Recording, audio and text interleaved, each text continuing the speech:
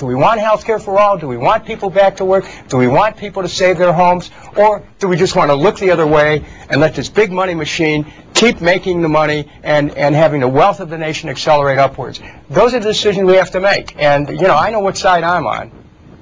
Mark, Democrats line in Ogden, Utah is our next caller. Hi, Mark. It's excellent to talk to you, Mr. Kucinich. I'm glad there's people like you and Wiener out there talking sense to the Fox drones.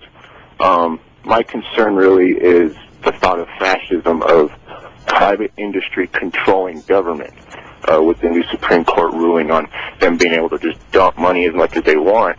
We might as well just put labels on our congressmen.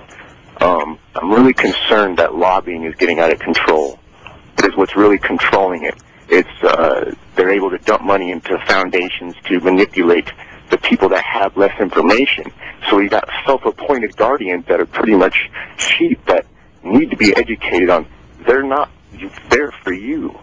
When I was in school, I used to see the pictures of the fireman and the police officer, and there was the doctor and the nurse, but those aren't really together, are they? Those aren't part of the public service. Doctors in the hospitals aren't public service at all. They make money off you being sick. Well, when you take China trade, NAFTA, GATT, the repeal of Glass-Steagall, what you have is a government of the lobbyists, by the lobbyists, special interest groups, which these lobbyists work for to enhance the economic interest of Wall Street, of banks, of insurance companies, of these multinational corporations who have taken jobs out of our country and sent them to places where people will work for next to nothing. If we don't start standing up for our country, if we don't start standing up for the rights of people to be able to have a job, it's not for people to want to work, the jobs aren't there, for the rights of people to have health care, to be able to stay in their own home and not just be cast out in the street. If we don't stand up for people's basic economic rights, then what we have is less democracy. Because an economic democracy is a precondition of a political democracy. And our political rights, we wonder, why is America becoming less democratic? Because the economy is moving towards in a less democratic direction.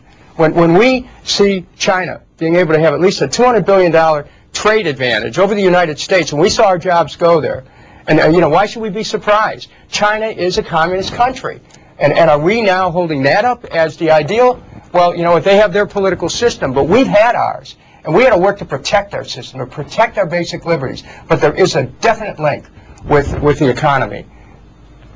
You mentioned the Tea Party movement. Why do you think that's sort of gotten harnessed into more of a conservative slant? And do you see a way to channel that energy, that discontent with government, into a more liberal agenda and liberal platform? Government has to be listening. You know, I had the chance to meet with people involved in the Tea Party movement in my own district.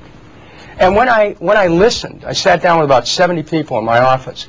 What I found is that these are people who are concerned about whether or not they were going to be able to keep their homes, about their investments, their retirement security. They have the same concerns as everyone else.